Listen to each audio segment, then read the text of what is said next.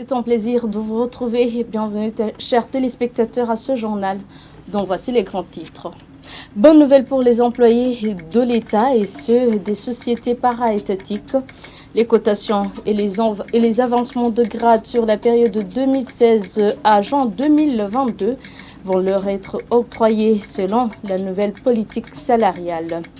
Et au Ghana, apparition d'une fièvre hémorragique presque aussi meurtrière qu'Ebola. Les autorités sanitaires ont indiqué les tout premiers cas ce dimanche. Après une courte pause, les détails.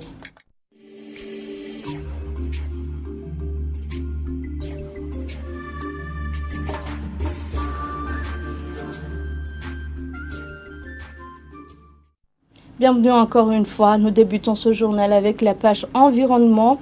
Les travaux d'optimisation de la station d'épuration des eaux usées de Buterere font partie des réalisations du projet Lake Tanganyika Water Management au Burundi.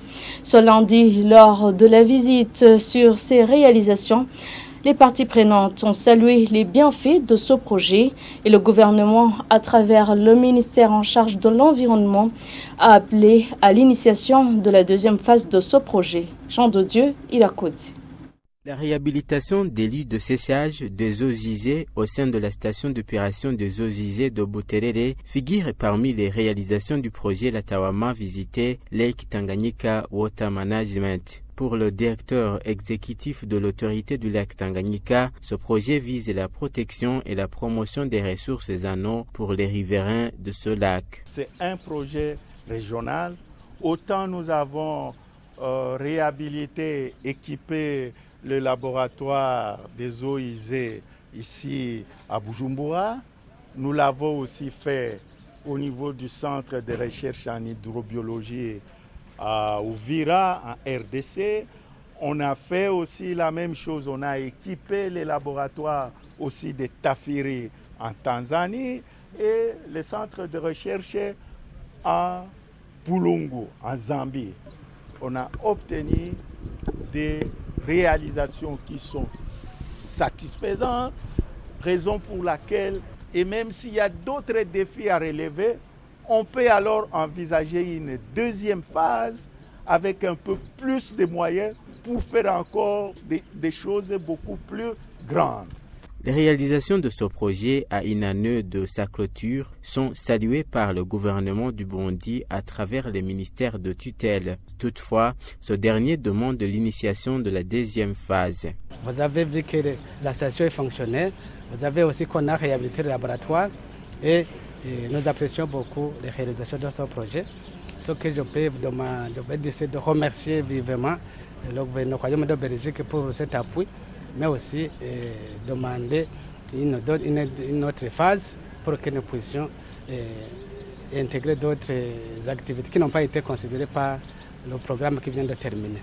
L'ambassadeur de l'Union européenne au Burundi a financé ce projet et les représentants résidents de l'agence belge de développement au Burundi, Enabel, qui le met en œuvre, sont tous revenus sur la nécessité de la conjugaison des efforts quant à la gestion des eaux usées. Les employés de l'État et ceux des sociétés para-étatiques vont jouir des cotations et des avancements de grade sur la période de 2016 à juin 2022, sans pour autant revenir sur les annales selon la nouvelle politique salariale. Les explications sont données par la porte-parole du ministère de la fonction publique lors de l'émission publique des porte-paroles des institutions de l'État. C'était ce vendredi en Gozi. Le point avec Armel Moutore. Le projet d'ordonnance conjointe sur le déblocage de l'avancement administratif du personnel régi par le statut général des fonctionnaires de l'État pour la période de 2016 à juin 2022, récemment analysé et adopté par le Conseil des ministres, va permettre le déblocage administratif tenant compte de l'ancienneté et de l'avancement de grade, sans pour autant revenir sur les annales, comme l'a expliqué la porte-parole du ministère de la fonction publique. du Travail et de l'Emploi. Nous avons entrepris de mettre en place une ordonnance ministérielle régissant le déblocage de l'avancement administratif, ce qui ne signifie pas que nous allons accorder les annales pour cette période, mais c'est pour qu'avec la mise en place de la nouvelle politique salariale, l'employé puisse percevoir le salaire tenant compte de ses cotations et de son grade actuel.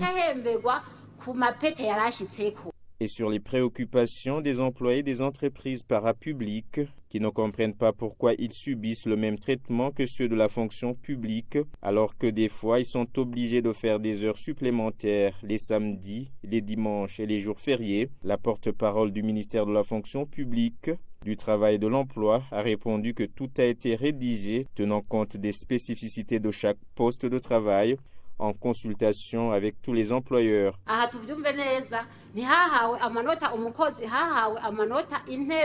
Comprenons bien ici, il a été question d'un côté des postes de travail et non d'un côté des individus. Souvenez-vous par ailleurs que différents employeurs, y compris ceux des parapublics, ont été sensibilisés de bien spécifier les cahiers de charges de chaque employé.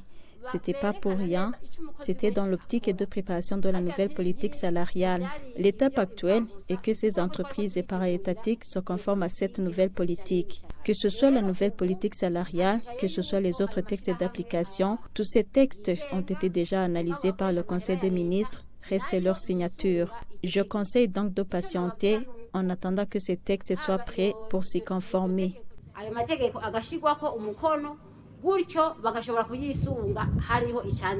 La nouvelle politique salariale viendrait stabiliser l'administration, notamment en évitant les problèmes de grève à répétition et l'instabilité des fonctionnaires voulant quitter tel ministère pour un autre à la recherche d'un salaire plus attrayant.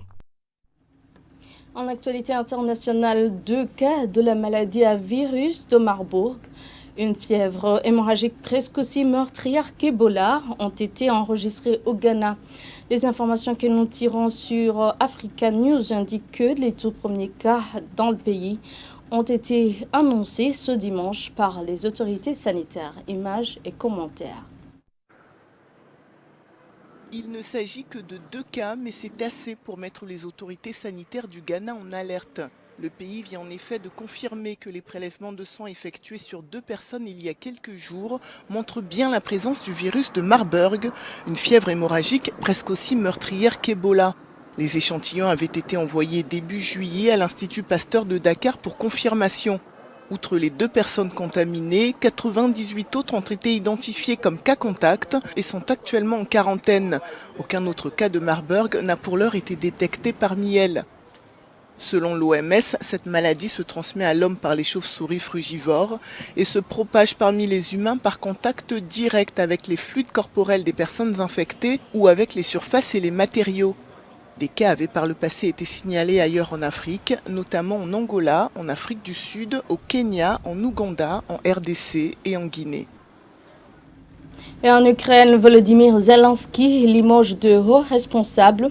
Selon les informations que nous tirons de France 24, ils sont accusés de trahir le pays. Images et commentaires. Dans son adresse à la nation du soir, Volodymyr Zelensky prend un ton particulièrement grave. Il évoque les trahisons de fonctionnaires au profit des Russes. À ce jour, 651 procédures pénales ont été enregistrées pour trahison de l'État et activités de collaboration par des employés de bureaux du procureur, institutions judiciaires et d'autres agences du maintien de l'ordre. Parmi eux, plus de 60 employés du bureau du procureur et des services de sécurité ukrainiens. Face aux soupçons qui visent certains de leurs subordonnés, Volodymyr Zelensky prend des précautions avec les responsables. J'ai pris la décision de limoger la procureure générale et le chef des services de sécurité ukrainiens. La première est Irina Venediktova. Cette juriste était chargée d'engager des poursuites pour des crimes de guerre russes. Ici, on la voit en avril accompagnée de gendarmes français après le massacre de Boutcha dans la banlieue de Kiev. Elle dirigeait alors l'enquête. Nous avons malheureusement beaucoup de travail avec les crimes de guerre et les crimes contre l'humanité. Également limogé, le chef de l'agence de renseignement, Ivan Bakanov, un très proche du président. Il aurait nommé à la tête du service en Crimée un homme qui, selon Kiev, a envoyé des informations classifiées vers la Russie. C'est par ici que prend fin ce journal. Merci à tous de l'avoir suivi. Bonne suite des programmes avec la télévision Isanganiro.